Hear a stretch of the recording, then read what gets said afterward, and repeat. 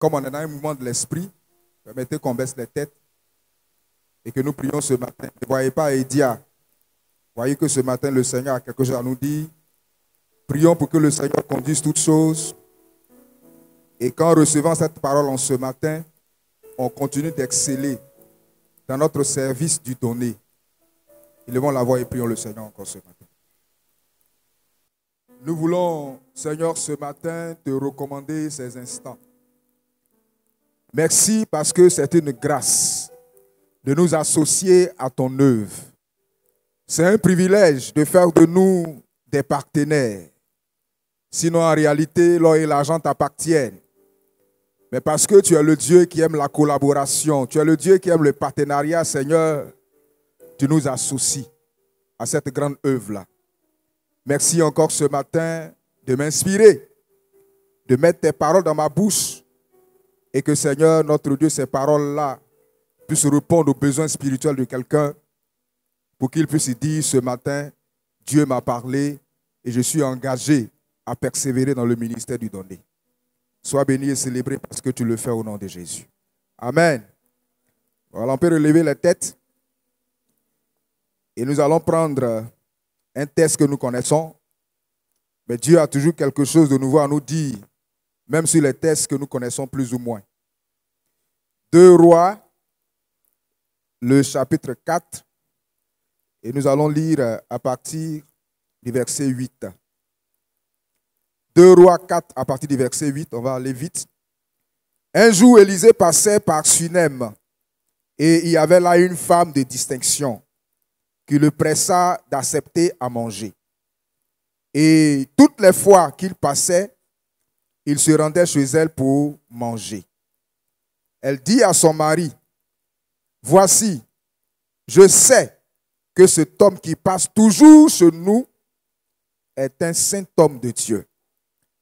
Faisons une petite chambre haute avec des murs et mettons-y pour lui un lit, une table, un siège et un chandelier, afin qu'il s'y retire quand il viendra chez nous. » Élisée étant revenu de Sunem, se retira dans la chambre haute et il y coucha.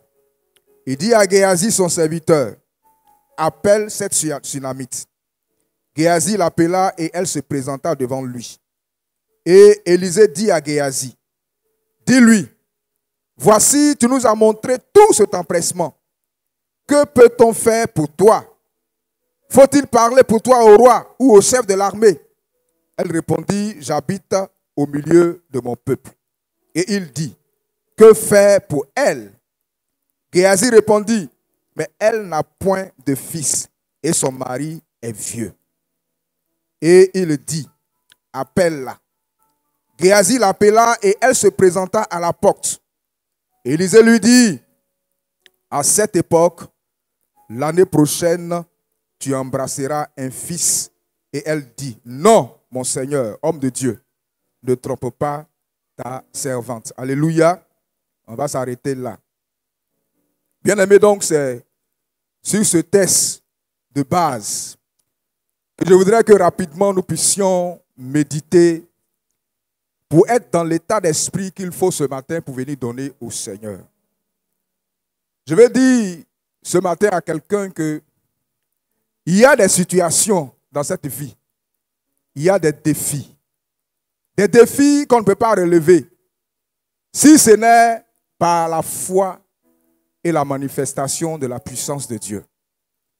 Parce que devant ces défis-là, devant ces problèmes qui sont devenus comme des limites pour nous, les limites qui nous ont été imposées, notre situation sociale, notre position ne peut pas changer quelque chose. Notre titre, nos relations ne peuvent pas changer la situation, ne peuvent pas enlever ces barrières, enlever ces limites-là.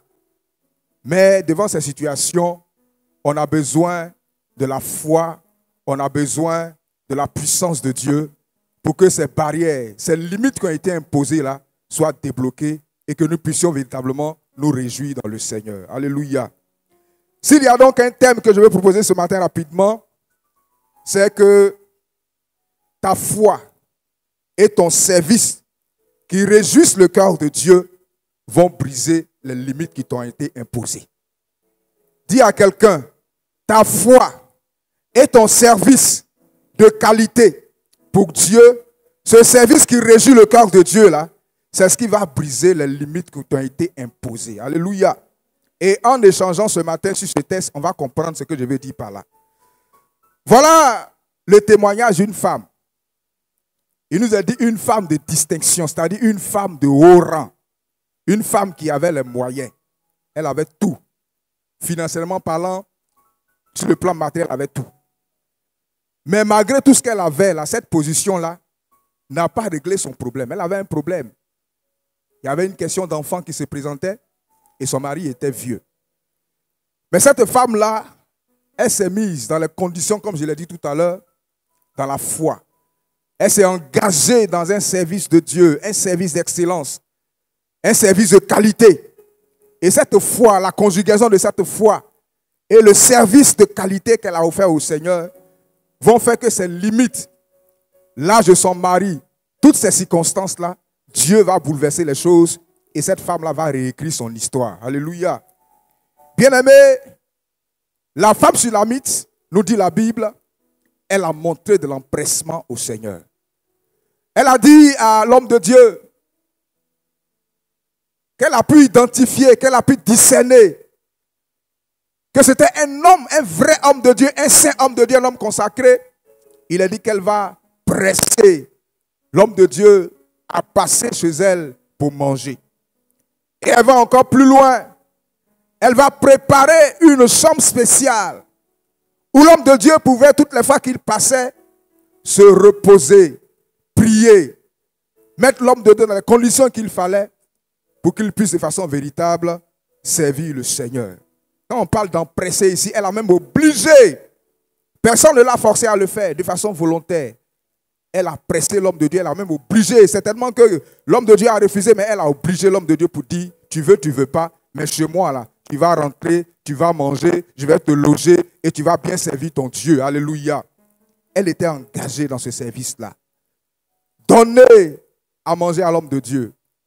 Je suis sûr, bien aimé, on n'a pas écrit ici, mais je suis certain que toutes les fois que Élisée finissait son temps de retraite chez cette femme-là, quand il partait, certainement que son transport, là, elle assurait. Alléluia. Elle ne peut pas laisser l'homme de Dieu partir comme ça. Si elle a donné une maison, elle a donné tout ce qu'il fallait, certainement qu'elle soutenait cet homme de Dieu-là sur tous les autres plans. Donc, bien aimé, regardez un peu son service, son empressement pour le Seigneur. Son empressement, sa disposition à servir Dieu. À mettre l'homme de Dieu dans les conditions qu'il fallait pour que son ministère, il puisse l'exercer. Et puis elle a fait dans le désintéressement.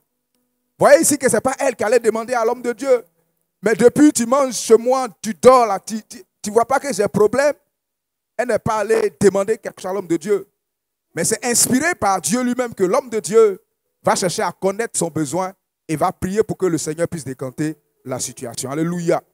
Donc on a besoin de servir Dieu dans cet esprit de désintéressement. Parce que souvent on ne reçoit rien. Parce qu'on pense qu'on a des ordres à donner au Seigneur.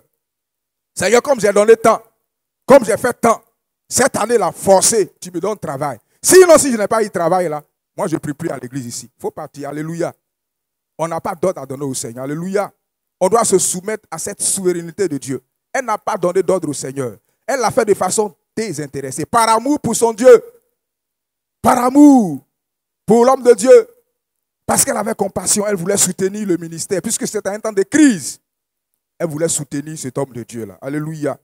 Donc elle a servi avec empressement, avec désintéressement.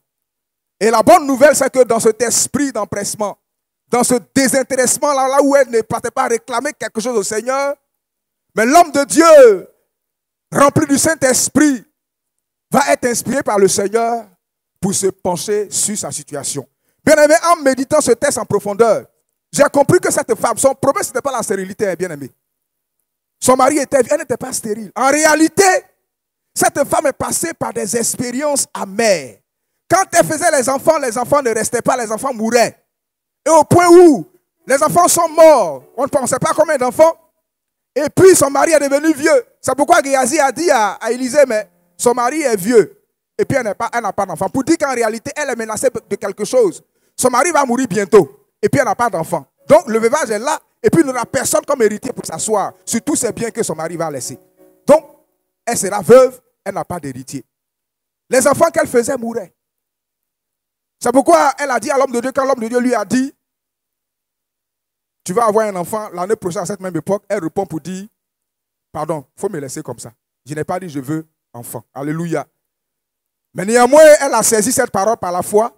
Et quand vous lisez un peu vers le bas, elle va avoir cet enfant. Cet enfant va encore mourir. Et cette fois-ci, bien aimé, comme Dieu était dedans, quand l'enfant va mourir, elle va coucher l'enfant dans la maison où elle avait l'habitude de loger le prophète. Pourquoi? Bien aimé, j'ai pu comprendre que son mari même était fatigué de cette situation-là. Parce qu'on fait enfant, ça reste pas, ça meurt. On fait enfant, ça reste pas, ça meurt. Lui-même, là, il y a longtemps, il a jeté l'éponge. Et quand son mari lui a demandé, est-ce que ça va? Quand vous allez lire, elle a dit à son mari, oui, tout va bien. Pourquoi? Une des raisons, c'est que si elle disait à son mari que Yoromani, là, ça ne va pas là. Le monsieur, dans cette contrée-là, dès qu'il y a un mort, dès qu'il y a une situation de mort, l'enterrement ne dure pas. En même temps, on prend la personne, on va l'enterrer. Donc, de peur que le monsieur qui est déjà fatigué, lui-même, il ne s'attend plus rien. Si elle lui dit que l'enfant est mort, elle dit, mais je savais que ça allait, il allait dire, je savais que c'est la même chose qui allait se répéter. De peur qu'on de prendre l'enfant pour aller l'enterrer en même temps, elle dit, tout va bien. Elle a cassé l'enfant. Pourquoi dans la chambre du prophète? Parce que si on le met dans une autre chambre où les gens ont l'habitude de rentrer, on va voir qu'il y a un cadavre. Chambre de prophète, la personne ne rentre là-bas. Elle a bien sécurisé son cadavre pour dire cadavre là. Moi, je sais que cette fois-ci, là, comme Dieu est dedans, il va revenir à la vie. Alléluia. Elle a sécurisé. Je vais vers l'homme de Dieu. Bien aimé, elle est partie chercher l'homme de Dieu pour dire, je t'ai parlé, non, j'ai dit qu'en fait d'enfant là, c'est bon. Tu es venu me mettre dans un problème. J'ai dit, je ne veux plus, tu dis, tu vas avoir un enfant là. L'homme de Dieu dit, Seigneur, tu m'as mis dans un problème encore. On va régler cette situation. Alléluia. Bien aimé, il a d'abord envoyé son serviteur Géasi avec son bâton. Rien ne s'est produit. Quand j'ai poussé encore ma méditation, j'ai pu découvrir qu'en réalité, il fallait que Dieu fasse un travail en profondeur. Parce qu'on dit l'enfant avait un problème respiratoire. Puisqu'avant de mourir, si vous avez lu, il avait du mal à respirer. Et c'est dans ce manque de respiration qu'il est mort par la suite. Donc il avait un problème de respiration. Et donc l'homme de Dieu devait faire un travail en profondeur. Parce que cette limite-là devait s'arrêter. Parce que ça devait être le début d'une nouvelle saison. Parce que les choses anciennes devaient passer. Il a regardé la foi de cette femme-là pour dire que cette fois-ci-là, avant ils sont morts, mais cette fois-ci-là, c'est toi qui as dit, c'est Dieu qui a parlé, ce que Dieu a donné là. Je ne vais pas permettre que Satan vienne m'arracher ça encore. Alléluia. Et donc le Dieu a prié. Il a dit quand il a commencé à prier, l'enfant a commencé, le corps de l'enfant a chauffé. Donc, ça dit que la vie est revenue dans l'enfant. Donc, c'était la première étape. Donc, si l'enfant ressuscitait, en même temps, ce n'était pas bon. Il fallait qu'il fasse un travail en profondeur. Parce que d'aucuns ont dit non, l'homme de Dieu, il a souffert avant que le miracle s'opère. C'était un processus, alléluia. Dieu est en train de faire un travail de fond. La vie est d'abord revenue. Mais aussi, on s'arrêtait là sans qu'il y ait guérison de l'enfant. L'enfant allait encore mourir demain. Il a prié encore et il a dit que l'enfant va éternuer. Lisez la suite, hein. Je n'invente rien, lisez la suite. L'enfant va éternuer 7 fois. Et quand il a éternué 7 fois, il est revenu à la vie bien, bien. Alléluia. Le fait que l'enfant est en train d'éternuer, il est en train de régler la question de la maladie respiratoire une bonne fois pour toutes. Alléluia. Il fallait que l'enfant non seulement ressuscite, mais il soit guéri de façon totale. Et la Bible déclare qu'il va rendre l'enfant à sa mère. Bien aimé, son mari était vieux. Dieu a réglé cette situation. Les limites qui avaient été imposées, Dieu a regardé la foi de cette femme-là. Il a regardé son amour pour les choses de Dieu. Tellement elle a soutenu l'œuvre de Dieu. Elle a été une partenaire pour le ministère d'Élisée. Elle a servi le Seigneur dans l'excellence. À travers cette maison, à travers ses dons, à travers sa provision pour le ministère de l'homme de Dieu, les buts de Dieu en son temps ont été atteints parce qu'elle a été utile. Bien aimé, je vais dire à quelqu'un ce matin, comme je l'ai dit, son argent n'a pas changé sa situation. Mais lorsque Dieu descend dans ta situation parce que tu es un homme de foi, parce que tu es une femme de foi, et parce que tu le sais, un service de qualité, dans le donner et dans tous les autres aspects, comme on l'a prêché, le pardon, en tout cas ton service pour Dieu est un service de qualité, bien aimé, le Seigneur descend dans ta situation. Et quand il descend, les limites qui ont été imposées, je ne sais pas, peut-être la maladie, peut-être l'âge, peut-être le manque de diplôme, tout ce que tu peux imaginer, toutes les limites qui t'ont été imposées, quand Dieu descend dans ta situation, ces barrières sont obligées de lâcher prise au nom de Jésus. Alléluia. Et c'est pourquoi je vais dire à quelqu'un ce matin, dis à ton frère, servons le Seigneur. Servons le Seigneur, bien-aimé. Un service de qualité. Des offrandes de qualité. Bien-aimé, on n'a pas besoin d'être des chrétiens, je le dis souvent à mes enfants, ils disent, ne soyez pas des chrétiens poussés à allumer. Il y a des chrétiens poussés à allumer, on doit les pousser, pousser, pousser. Si on ne les pousse pas, ils ne vont rien faire. Pousser. Ne sois pas une chrétienne ou un chrétien poussé à allumer. De façon désintéressée, c'est le Seigneur. Quand on dit de donner, c'est des défis, bien-aimés. Mais il faut qu'on donne parce qu'on aime Dieu. Et notre foi, notre donner de façon régulière, notre engagement pour Dieu va amener Dieu à lever les barrières. Alléluia. Est-ce que quelqu'un ce matin veut que Dieu puisse l'aider à aller au-delà de ses limites? Il y a des limites qui t'ont été imposées par la maladie. Des limites qui ont été imposées par l'âge. Peut-être le manque. Tu dis, comme je n'ai pas de diplôme là, je ne veux pas travailler. Dieu te dit ce matin, il n'a rien à faire avec ces limites là. Quand il est dans ta situation, avec ou sans diplôme, il va te lever, il va te promouvoir. Alléluia. Tiens-toi debout ce matin et prie le Seigneur. Pour dire, je veux m'engager avec toi dans un service de qualité.